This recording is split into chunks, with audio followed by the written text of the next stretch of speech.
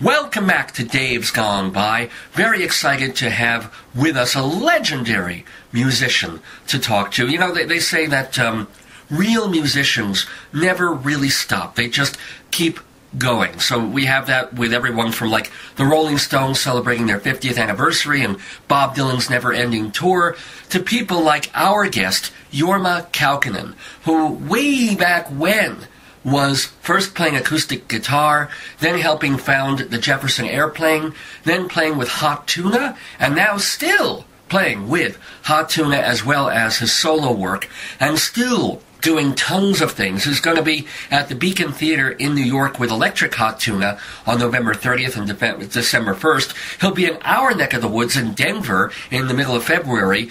He's got a DVD of Electric Hot Tuna and celebrating Jorma Kaukonen's 70th birthday. I mean, so much that he's doing at this stage, and I think it's wonderful, and it's even more wonderful that he's in the neighborhood with us. Welcome, Jorma Kaukonen, to Dave's Gone By. Hey, Dave, listen, nice to be here. Thanks for giving a darn. Well, you know, people do give a darn, and it's not just because of, you know, that shining moment of Jefferson Airplane when rock changed. I mean, it's all the other stuff as well. So let's go right back to the beginning of when you first picked up an acoustic guitar. Sure. Well, I was born in 1940, so kids of my generation, we studied something. We always studied some kind of musical instrument. My instrument was the piano. And I took it for a number of years, probably up until the time I was like 8 or 9, maybe 10 years old. And I loved it because I loved music, but the instrument itself never set me on fire.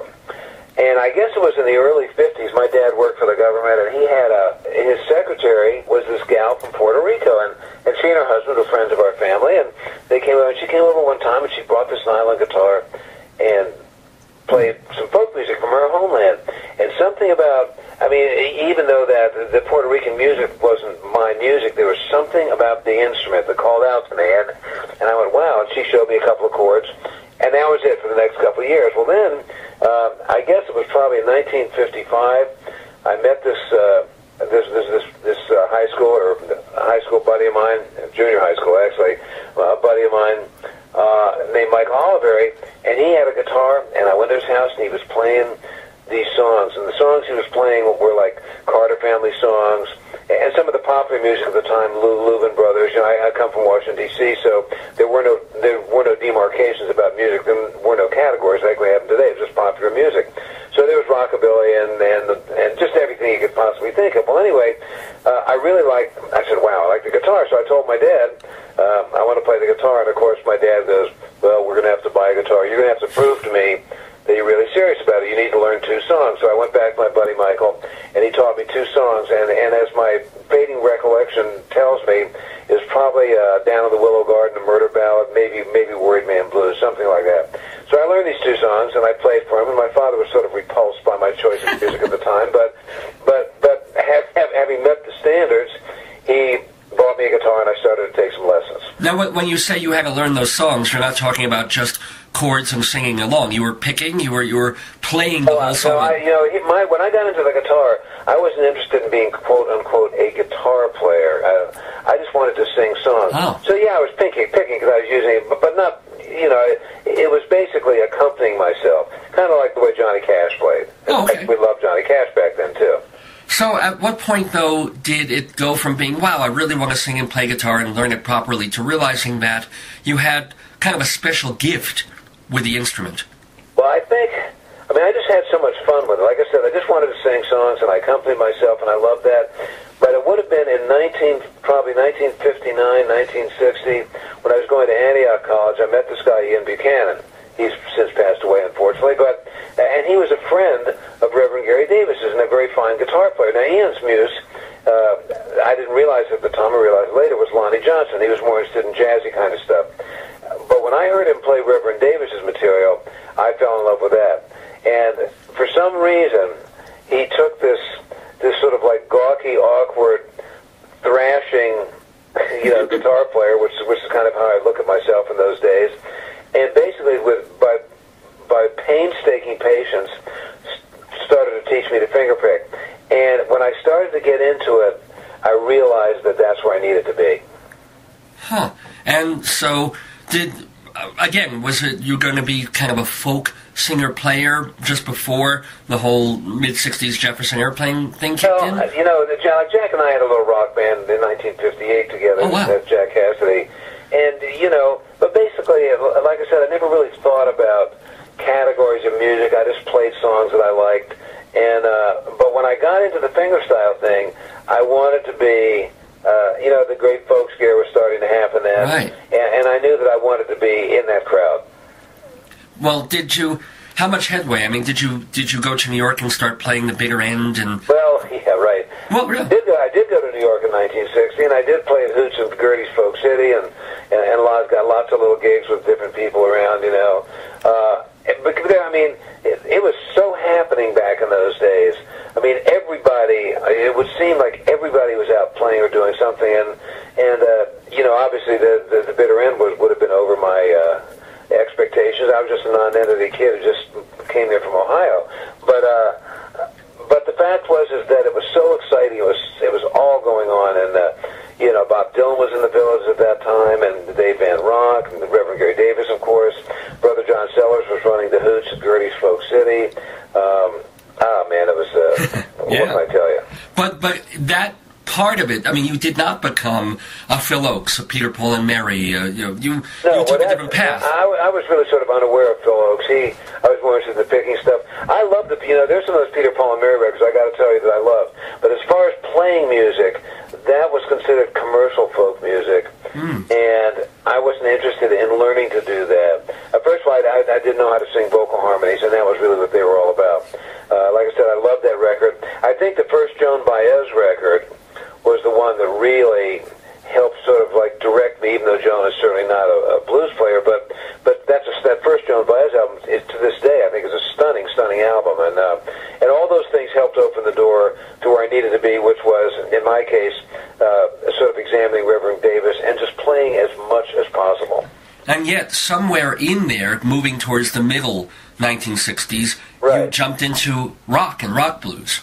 Right. Well, I graduated graduated college in 1965, and up to that point, I was getting a lot of gigs as a solo artist around the Bay Area. I was going to the University of Santa Clara, and I was in the Bay Area, and I got lots of gigs and stuff like that. Well, Paul Kantner had he and Marty had started what would ultimately become the Jefferson Airplane, and they asked me they needed a lead guitar player, so they asked me to audition for the band. Well, I knew nothing about being a lead guitar player or any of these things, but they liked my playing, so by a curious set of happenstance circumstances, I wound up in what would become the Jefferson Airplane, but mind you, I never really, even though Jack and I played in the band in '58, I'd never really, quote-unquote, really played in the band, so I had no idea about the dynamics that were necessary, the styles and stuff, but the Airplane rehearsed endlessly. We rehearsed endlessly, and as a result, I got an unbelievable opportunity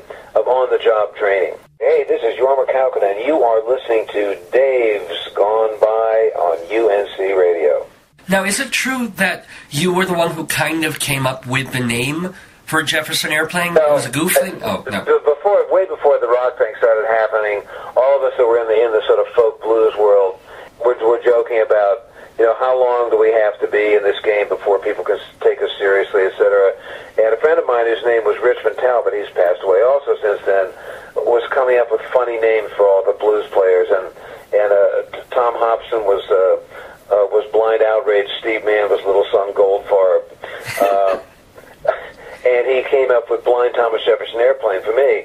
I never used it; it never appeared in the handbill, but it was just sort of like funny stuff. So when the folks in the Airplane, what would become the Airplane, were talking about naming the band, they were coming up with all these really stupid names, and my comment was, "You want a really stupid name? How about this, Jefferson Airplane?" And they went, "Well, it's a great idea." And I went, "It is?" Well, you did. So you did, actually. I mean, it was given to you, but you bequeathed it. So, I mean, I brought it to the band, and much to my surprise, they loved it. So what do you think is the greatest, most important legacy of Jefferson Airplane, either to music or to culture? Well, that's an interesting question. I think the Airplane, when I look back on it now, the Airplane was an extremely talented band. I think one of the things that we certainly brought to the table was we were the first band to be signed to a major deal. We kept our publishing. We were involved in producing ourselves, which everybody does today, but which nobody did back then. And so in a lot of respects, we were sort of like firsts. And I think basically we showed people that followed that there's a lot of ways to approach popular music. You know, you can write songs with hooks, or you can have that chemistry that makes people interested in what you're doing. Now, keeping in mind also we were in the 60s, so, and a lot of our writers, you know, Paul, Marty, and Grace were very political writers, so there was that thing too. But over you know, as time elapses, the timeliness of some of the political writing, I think, is not as relevant as it once was. But the emotional content of being able to pretty much do whatever you wanted to do and make it palatable to the public, that's something that's important. By the way, we are talking with Jorma Kaukonen, and just having a fabulous time talking to you and hearing these memories. I am kind of curious, you know, the Jefferson Airplane morphed into the Jefferson Starship, but you didn't go there. You decided to stay with... When Jack and I quit the Airplane in '72, you know, we owned the name along with the other band members, and so they couldn't keep that name. And, you know, people make... You know, the Starship was, as you know, was a hugely successful pop band. And... You know, a lot of people go, oh, you know, the Starship, good thing you got out. And I went, look, you know, the key word in the two words music business is business, because even though you want to do what you want to do, you also want to be successful at it, and that's what they wanted to do. I mean, you know, people make a lot of sport of that sort of funny song they did, We Built the City on Rock and Roll. I think it was one of the co-holders of one of the worst rock songs of all time. I went, listen, you know something, it's not my favorite song, but guess what? It sold millions of copies. I wish I wrote that song. Right. Well, yeah. I mean, I wish I wrote Feelings. Yeah, exactly. But, you know, here's the thing, too. You know, we all go where we need to go. Jack and I, you know, we followed our muse to Hot Tuna. And, you know, it is true that I've never had big hits like Marty and Paul and Grace had with the Starship. But you know something? The Jefferson Airplane made the folky thing that I did palatable to a lot of people that never would have known about it. Now, of course, you know, lots of people know about that kind of stuff today. There are a lot of unbelievably great players that play in my style, you know. But at the time, I would probably venture to guess that many of the people that gave us a listen, had they not been sort of like, the door hadn't been opened by Jefferson Airplane, they might never become aware of us. So the Airplane's success, God bless them, has made it possible, basically, for me to be a very decently paid folk musician for the rest of my life. Nothing wrong with that. No, there sure isn't, you know. And I've always, I've always been able to do pretty much exactly what I want to do. Nobody's told me what songs to record or any of that stuff, you know. It doesn't get much better than that. Well, let me ask a question, because you've been doing acoustic Hot Tuna, electric Hot Tuna, right, as well as your solo work for all these years. I'm wondering, how do you decide? It's one thing to know that something you want to do doesn't fit with Jefferson Airplane, so you're going to do it yourself, right, or with Tuna. But how do you know what's a solo thing or what's a Hot Tuna thing? There's a really fine line there, you know. Like, I've done a number of solo projects, as I'm sure you're aware, and people are always asking me, how come we didn't get Jack to play bass? And the answer is, because then it'd be a Hot Tuna thing. And then they go, well, kind of like your question, well, why isn't it a Hot Tuna record? Well, one of the things it has to do with is whether Jack has something else going on, if he's available to do something. And the other thing is that when Jack and I play together, one of the things that I think that many people listen for is that chemistry, that interaction that occurs between Jack and myself, because we've been playing together for so long. And it's something I can't define either, but we've had it for years, and it's a really great place for us to go. Now, when I do my solo projects are not really solo. I always have lots of sidemen and stuff like that to help me. With a solo project, with a solo Jorma project, it's pretty much more about the songs rather than that chemistry and interaction. I work on the road all the time myself. You know, I tour with my buddy Barry Mitterhoff, excuse me, most of the time, and he plays mandolin and all these different instruments and stuff. And when I play with Jack, I guess there are probably some Hot Tuna songs that we would play with Jack that I wouldn't play without him, because I depend on him to be Jack. Right. Let me ask, a couple of other things about who you are as a person. Back in 1979, you started getting tattoos, and you have quite a few of them. I do. It took 20 years, I guess, for the rest of the world to sort of catch up and make tattoos incredibly common. I mean, what was your reasoning? Excuse me. What was your reasoning way back when? Well, we were just joking about that. But actually, I got my first tattoo in the 60s.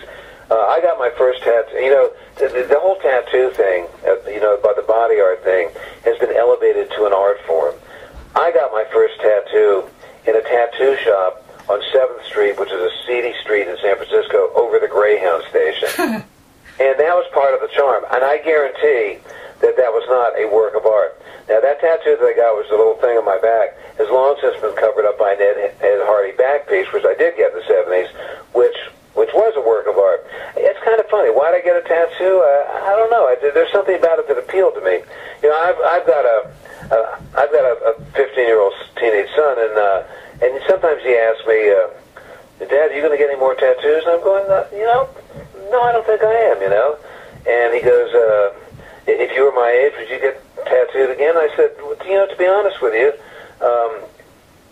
probably not, because I'm talking about the way I feel today. I'm not thinking about getting more tattoos. So if I took that mindset back then, I probably wouldn't get them. But I love them. I've never had a tattoo removed. I'm not going to have them removed. And I encouraged him, when he gets old enough to think about it, to think carefully, because they don't go away. Right. That's what I want. I have to admit, I've never been a fan. I don't have any. But it's curious to talk to people who were doing it way before. And you get a lot of different stuff from people. I mean, there's a lot of, totemization where people, attribute, powers to whatever, or, alter egos to the stuff they get. I mean, there's a lot of reasons to do that. I think when I first got it, it's just, I probably got it because my parents wouldn't have liked it. Ha! Okay. That's right, your dad. Let me ask, speaking of which, your dad was in government service. Was. Did moving around a bit when you were a kid prepare you for a life of touring? You know something? I have a 6-year-old daughter also, and she's at a point in our life where she's unhappy when I go away, and I explain to her that I'll be back, and we try to talk and all this kind of stuff. And I explain to her that that's just the way it is, because that's my life. That's how I do it. And when I think back, the answer is probably yes. My dad was posted in a lot of different places. We traveled all the time. I was rarely in one place for more than 2 years. 3 years was unbelievable. And so that's always been a part of my life. And I guess in some ways, it makes it feel more normal than for somebody that had never done that to all of a sudden find themselves in a touring job. Huh. Let me ask, you're 71 now, am I right? That's right. I got 72 coming up this year. So you have a 6-year-old daughter? I do. Congratulations, man. What was the decision-making process behind that? Well, like I said, I have a 15-year-old son that lives with his mother in Virginia, and Vanessa, the lady that I'm married to, she wanted to have children. We couldn't have kids, and so we adopted a little girl from China. Oh, cool. And it's just, we just wanted kids, and, she's a joy. She's really a joy. But, being... Now, of course, you're... By the way, active. Yes, right. Being raised Jewish. Oh, well, Mazel Tov. So I was going to ask about that, because you are partly Jewish, which I had no idea. My mom was Jewish, which makes me Jewish. My wife converted 7 or 8 years ago, and even though I was raised in a very secular family, I went through whatever the process for natural-born Jews do to find out about that stuff, and it was very interesting. I took I did the biblical Hebrew courses and all that stuff, and had I paid more attention, I'd probably remember more. But we did services and all that, the deal. But so was it important to you that your daughter be raised in the faith? Well, something. It's very funny because. My grandparents, my maternal grandparents came from Russia. They're Russian Jews, and they obviously came over because of the pogroms in Russia in the late 1800s and all that stuff. So, growing up, because my dad was gone a lot at the time, my mom lived with my grandparents, and so my cultural milieu, if not being around, because I certainly wasn't around really, really observant Jews, but I was around all these Russian Jews. That was normal to me, Like, if you ever saw that movie Avalon, sure, about the Jewish family in Baltimore, that's my family.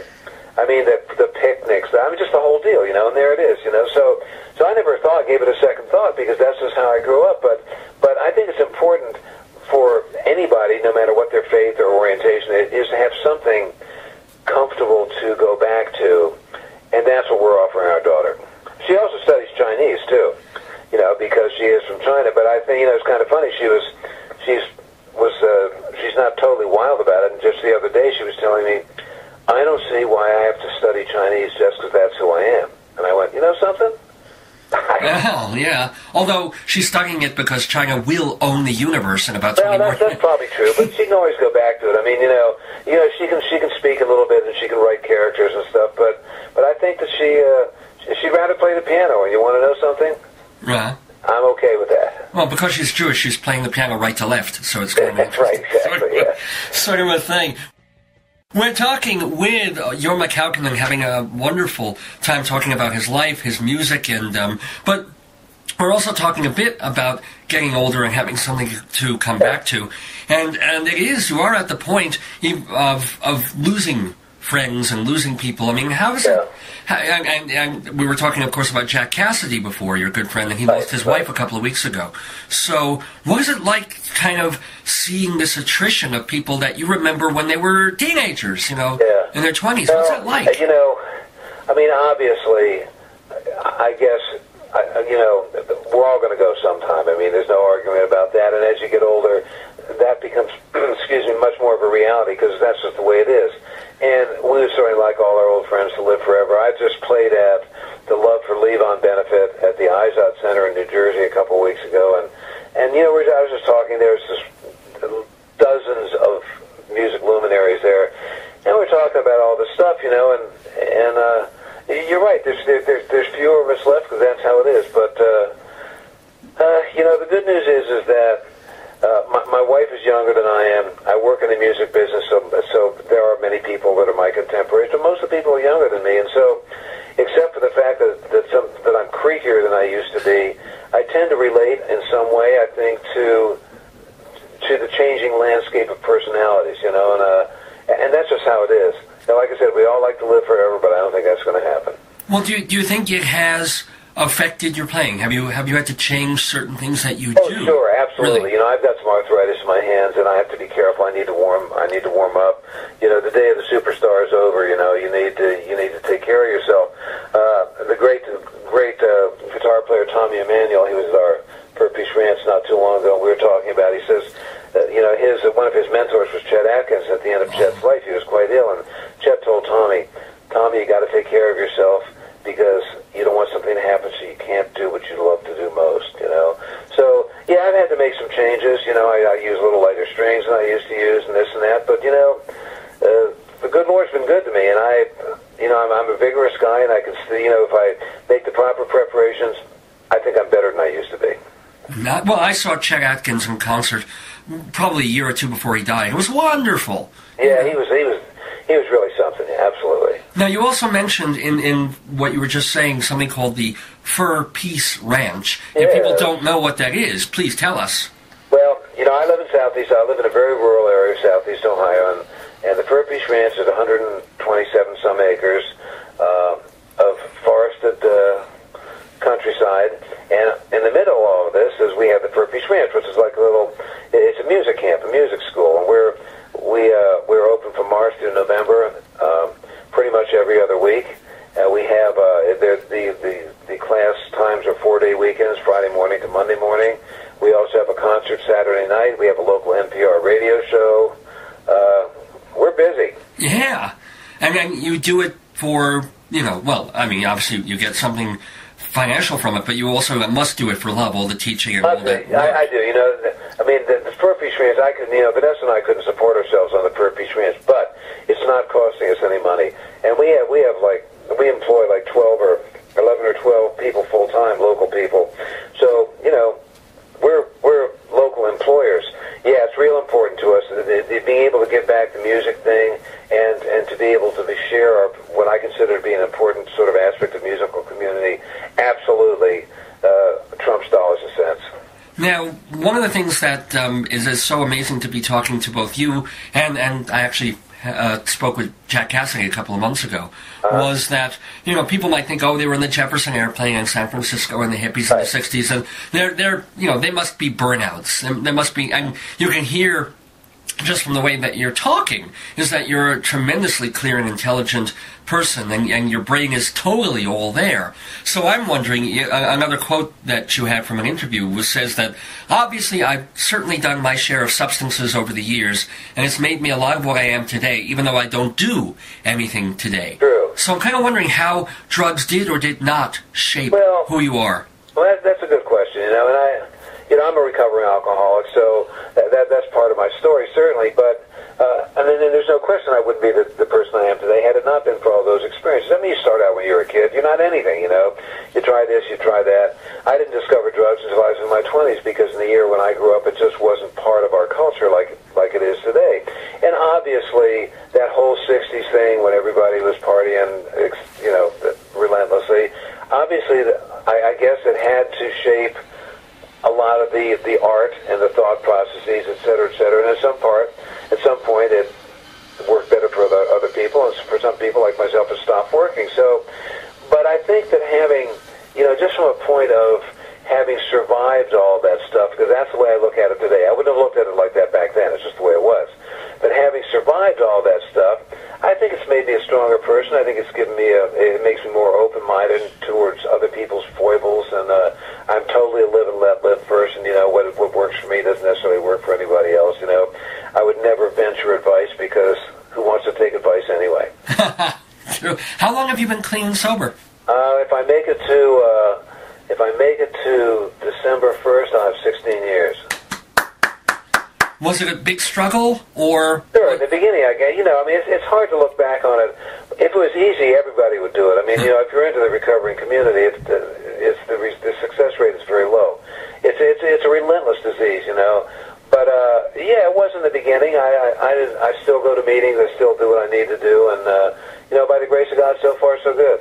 God willing, yeah. Speaking of substances, kind of an odd transition here, but I didn't realize that you worked on the Warren Zevon album, Transverse City. What were those sessions like? Because he was... Well, that was interesting. I'll tell you, Jack was friends with Warren, and I guess that's how, Warren wanted Jack, and then he wanted me on those couple of songs, too.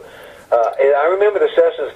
I never really got to know Warren very well, but I understand that he was something of an eccentric, and some people found him difficult to get along with, and some people found him easy to get along with. For me, that he had a couple of great songs, and basically he just said, "Look, here's how the song goes. Just be yourself."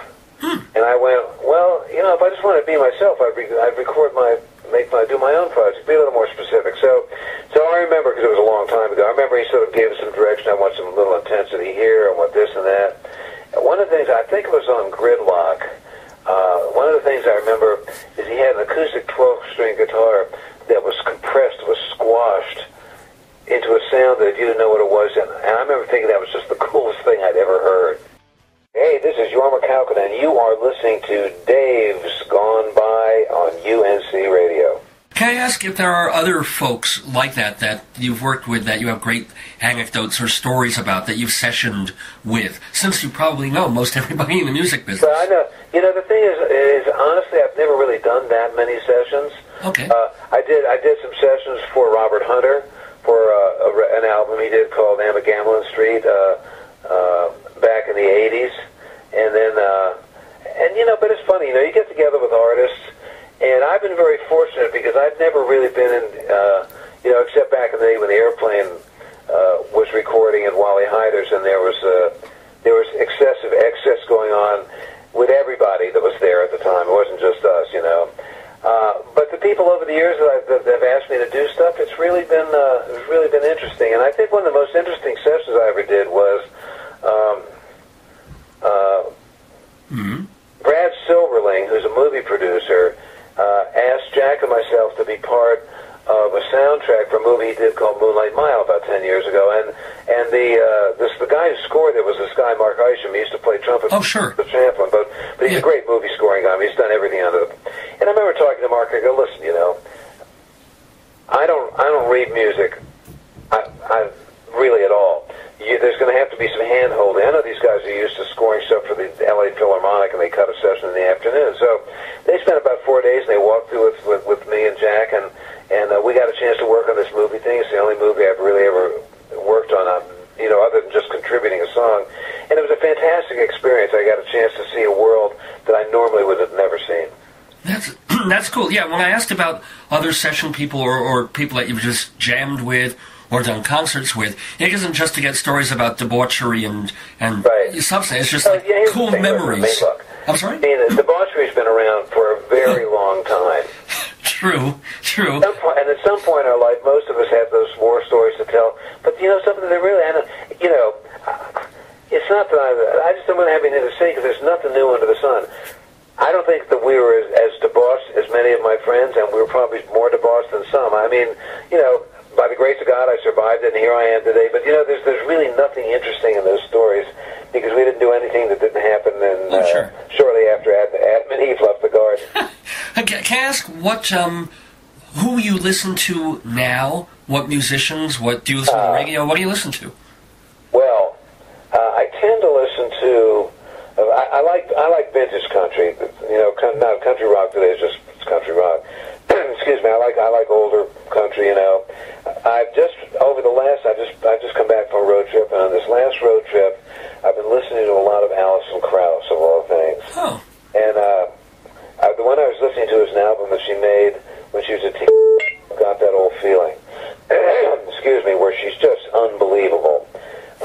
I also have been listening to this singer-songwriter, Nashville singer-songwriter named Gretchen Peters. And in the last year or so, I really got into Celtic music, which for some strange reason I never did before. And I've been listening to these songs by John Doyle and Karen Casey.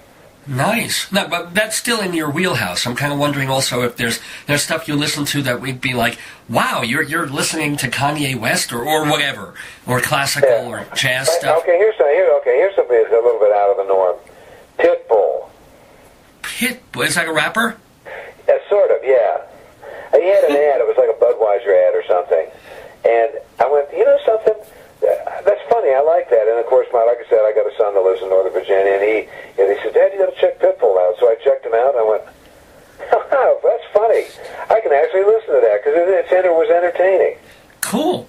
And I have to say, it's been tremendously entertaining talking to Jorma Kaukonen. You got to pick up the Electric Hot Tuna DVD that celebrates Mr. Kaukonen's 70th anniversary, 70th birthday. Yep. He's now 71, going on 72, with many more to come, I hope. But I never even mentioned this, I don't think, in our intro, that you were named by Rolling Stone as the 54th greatest rock guitarist of all time. I know that sort of sounds like a backhanded compliment, but 16th greatest acoustic guitarist of all time. That's pretty decent. That's flattering stuff. I mean, obviously, when we got into music when we were kids, my friend Chris Smith, a singer-songwriter, sums it up this way. I fell into it when I was a kid, and I never fell out of it. And that's pretty much my story, too. Obviously, we didn't think about the Rock and Roll Hall of Fame because, me and the boys and the girls are in that also, and all this kind of stuff. But when somebody likes you, and you get some sort of award, even if it's like, wow, that's cool. I mean, getting recognition from your peers on some level, that's cool. We like that.